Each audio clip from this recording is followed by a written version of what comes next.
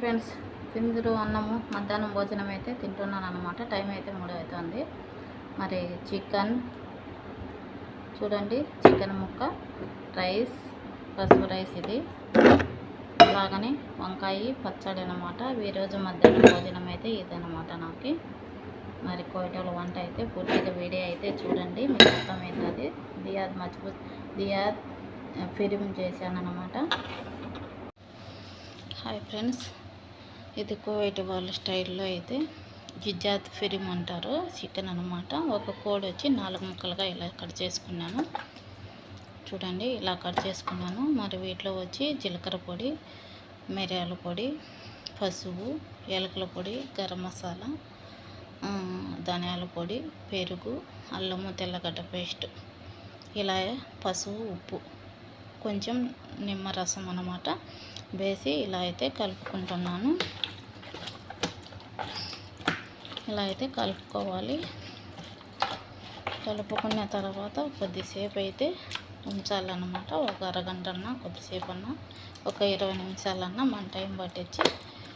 నాకైతే టైం లేదండి, నేనైతే ఒక 10 నిమిషాలు అయితే పెడుతున్నాను. మసాలా అంతా కలిపేసి అలాగనే ఇక్కడ వచ్చి రౌండ్గా క్యాప్షన్, టమోటా, ఎర్రగడ్డ, క్యారెట్, బంగాళదుంప, తూమ, తెల్లగడ్డ అండి, తెల్లగడ్డ ఒకటి కట్ చేసి పెట్టుకున్నాను అనమాట. ఈ మసాలా అంతా కలిపి పెట్టుకున్న తర్వాత మళ్ళీ అయితే ఎలా చేస్తానో చూడండి. వీడియో అయితే పూర్తిగా చూడండి, మీకైతే అర్థమవుతుంది. సరేనా ఫ్రెండ్స్, ఇది అయితే కువైట్ వాళ్ళు చాలా ఇష్టంగా తినే ఐటమ్స్ అన్నమాట. చూడండి ఫ్రెండ్స్, అయితే మొత్తం కలిపి పెట్టుకున్నాం కదా, దీంట్లో నూనె కానీ వేసాను అనమాట. చూడండి, నూనె కానీ వేసాను. ఇప్పుడైతే ఈ ముక్కలు అయితే వీటిలో అయితే ఇలా అయితే పెట్టుకోవాలి. ఇదైతే చాలా బాగుంటుందండి. వాటర్ అయితే అస్సలు వేయకూడదు అనమాట. వాటర్ లేకుండానే ఇదైతే చాలా అంటే చాలా బాగుంటుంది. దియాద్ ఫిరిమ్ అంటారు వీటిని.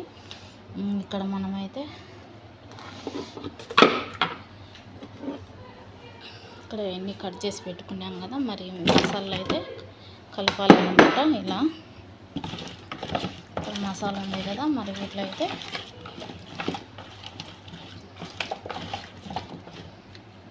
తూమ అంటే తెల్లగడ్డ అనమాట. మరి ఇదైతే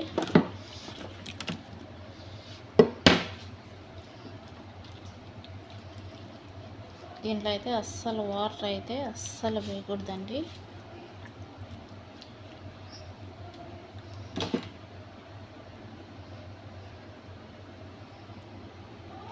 చాలా అంటే చాలా బాగుంటుంది అన్నమాట.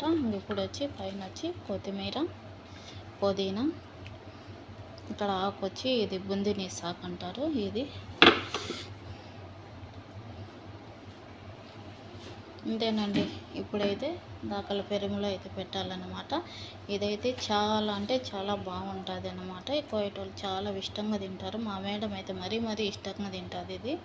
దీంట్లో వాటర్ కలపాల్సిన అవసరమే లేదండి, చెప్పాను కదా. మరి ఒకసారి చెప్తాను చూడండి. ధనియాల పొడి, జీలకర్ర పొడి, మిరియాల పొడి, కొద్దిగా కారం. వీళ్ళు కారం అయితే తినరు, నేనైతే కొద్దిగా కొంచెం అయితే వేస్తాను అనమాట, దాంట్లో పడుతుంది అనేసి. ఏలకుల పొడి, కొద్దిగా లవంగాల పొడి, పసుపు, గరం మసాలా పొడి, అల్లం ఉల్లిపాయ పేస్టు, నూనె, పసుపు, ఉప్పు, నిమ్మరసం అనమాట.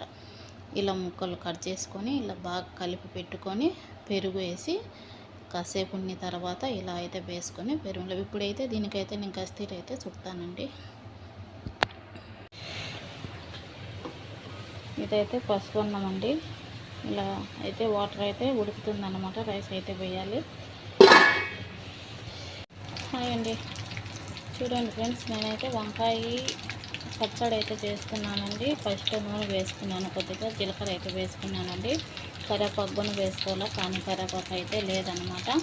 మరి నూనె కాగిన తర్వాత జీలకర్ర వేసుకొని దాంట్లో పచ్చిమిర్చి, వంకాయ అయితే ఫస్ట్లో వేసుకున్నాను. అవి మగ్గిన తర్వాత టమాటా, ఉల్లిపాయ, కొత్తిమీర, కొద్దిగా చింతపండు, కొద్దిగా వచ్చి కొంచెం ఉప్పు, లైట్గా పసుపు వేసుకుంటే కొద్దిగా కలర్ వస్తుంది, తెల్లగా లేకుండా. మరి ఇలా అయితే నేను వంకాయ పచ్చడి అయితే చేస్తున్నానండి.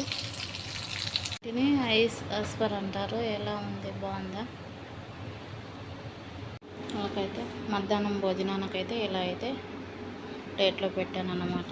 ఆకులు, ఇది వచ్చి కీరకాయ, నిమ్మకాయ, కాయలు, పెరుగు, ఈ 2 కలర్ పెరుగులు, ఒకటి బావాకి, ఒకటి మేడంకి, ఇది మజ్జిగ, వాటర్. చూడండి ఫ్రెండ్స్, ఇలా అయితే చికెన్ అయితే బాగా ఉడికిపోయింది, ఎర్రగా బాగా వచ్చిందనమాట. చూడండి, బాగా కాలింది. ఇది దియాద్ ఫిరిం అంటారు, జిజాద్ ఫిరిం అంటారు. ఈరోజు వంట అయితే ఇదండి. మీకు నచ్చితే ఒక లైక్ చేసుకోండి.